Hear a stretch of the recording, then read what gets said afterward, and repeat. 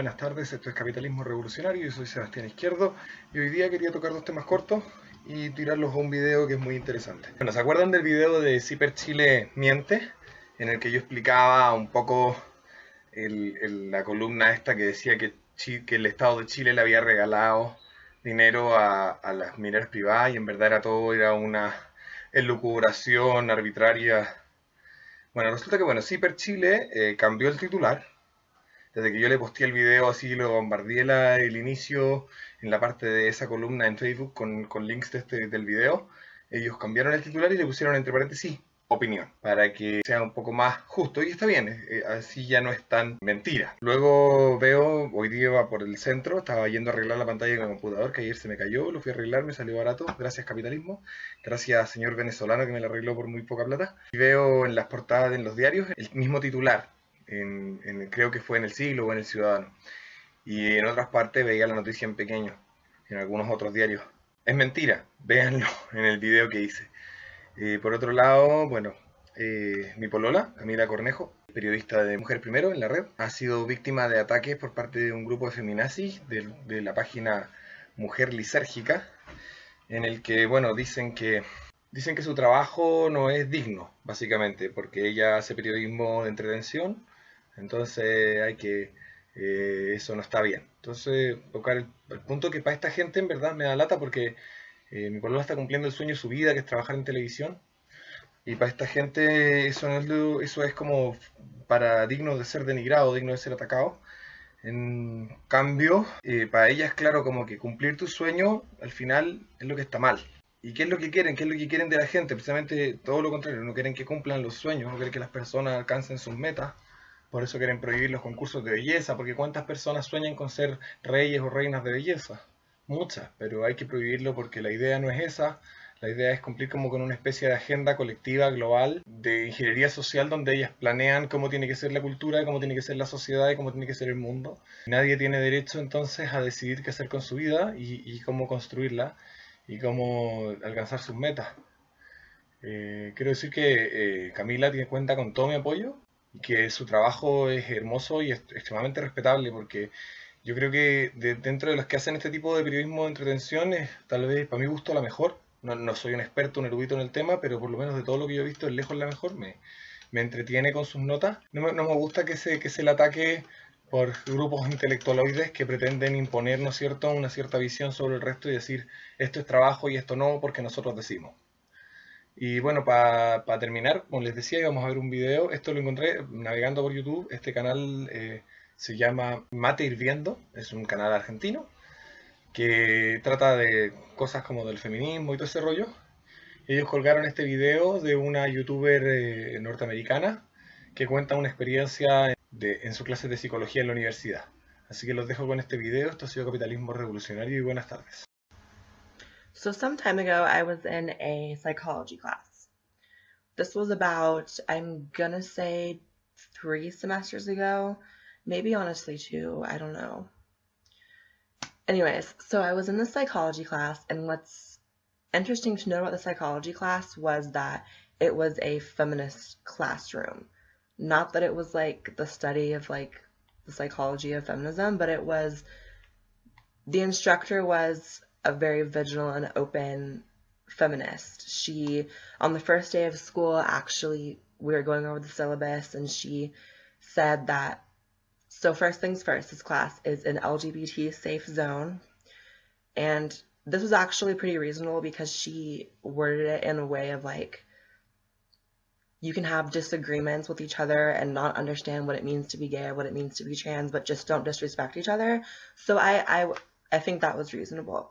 But where she kind of went to the left was when she said, and this is she said, this is a safe zone to discuss women's issues because I am a feminist, and I hope that everyone in this room is a feminist. And then she looked around the room and kind of gave everyone like the side eye, like in a playful way, but at the same time it was kind of like, okay, I understand that, but you're sort of alienating people who might not subscribe to feminist ideology. So that was a little bit weird for me. But at the time, this was like a year and a half ago, I wasn't I didn't identify as an anti-feminist, an MRA, anything like that. I just was going with the flow. Didn't know a ton about feminist ideology. So pretty much all the time in this class, she would find some way to work in what we were learning about in terms of psychology to a women's issue. If we were talking about the communication styles, if we were talking about communication styles, she would talk about the styles of women and men and how men's communication style is less productive, less effective, etc. So I thought that was kind of like, again, this is before I, as some say, took the red pill, but it still was kind of weird to me.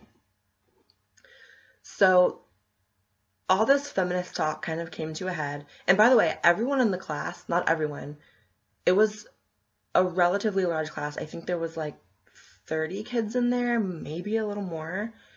But a lot of these people identified as feminist. I mean, the discussions that went back and forth all the time were between Feminist 1 and Feminist 2 and the rest of everyone else. And it was just a lot of feminism talk all the time.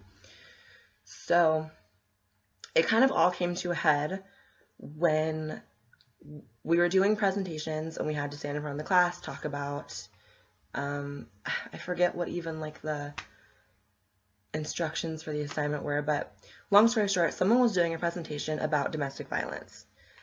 And in this presentation, they talked about, the entire presentation was gynocentric. It was talking about women as victims of domestic violence. There was really no talk of men. I think she included like one statistic about men, but I don't think it was a legit statistic or a valid one. And once this started going, people in the class were talking about their own experiences with domestic violence, whether it was something they went through themselves, their family, their parents, their mom, whatever. And it's super, like, even weird to think back, because, like, this is a college setting, and, like, people in this class were crying, talking about their stories, and I understand that they're powerful stories and they're emotional stories, but I was like, okay, why are we all, like, crying in class? I don't get it. People were, like, walking out. People were so upset they couldn't listen to it, and it wasn't me. I was actually, like, sort of, it sounds bad, but I was sort of, like, when I'm in awkward situations, I tend to laugh, and it's horrible because, like, I don't think it's funny. Like, this girl was talking about, like, how her boyfriend slapped her, and, like, that's horrible. And I wasn't laughing because it was funny, but I was laughing because I didn't know how to react, so I was kind of, like, hiding my head and pretending like I was upset, but I was actually laughing. But anyways, so all these girls are telling their stories. Everyone's emotional. Everyone's crying. The teacher's crying. The teacher is, you know, encouraging the discussion, which is fine. Oh, girl, what am I doing? So anyways, it comes around to one male student's chance to talk. And he was like the last person that talked. I'm only guessing this is because this is something that's a little harder for males to talk about. So his personal story, he was probably weighing in his mind, like, should I talk about it? Should I not? He tells a story, and I don't remember exactly what his situation was, but basically his situation was worse than any girls in this class who talked about how their boyfriend used to verbally abuse them or used to hit them or used to grab them or whatever. This guy said, my ex-girlfriend used to leave me with scratches, bruises, blood, cuts, like, used to really abuse me. So that's horrible, right? Shocking, right? Horrible. But as soon as he started talking and he said that he had a girlfriend who used to abuse him, everyone in the class started laughing. Literally. I think the only person that didn't laugh was fucking me and the instructor, the professor. I mean, I was really shocked by that. The fact that all these women are opening up and telling their stories and everyone's going through all this emotion, and then this guy decides to do it, and it's like funny. And it was the most awkward, weird situation I was ever in, being surrounded by all these people who thought that it was funny. And these were all feminists. So I just wanted to kind of tell this story to be like, this was one of the defining moments. I know I talked about my transition being something that really helped me see past feminism for the bullshit that it is, but this was one of those moments too, being in a room full of feminists who are giggling about this man's story. And after they started laughing, and I should finish the story, he sort of like, I feel like he maybe was taken aback a little bit too that everyone was laughing. He did finish his story, and then he kind of played it off like it wasn't a big deal. Although you could kind of tell when he started the story that it was a big deal to him, but you could tell that like he knew that no one else in the room thought it was, so he wasn't going to make it out to be. And I think that this is microcosmic of society as a whole. You know, when's the last time you saw a domestic violence commercial centered around men being the victims, portraying a male victim?